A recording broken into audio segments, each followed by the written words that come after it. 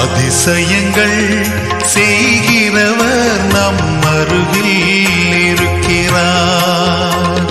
அற்புதங்கள் செய்கிறவர் என்றும் நமக்குள் வசிக்கிறார். அதிசயங்கள் செய்கிறவர் நம் அருகில் இருக்கிறார். அற்புதங்கள் செய்கிறவர் என்றும் நமக்குள் வசிக்கிறார்.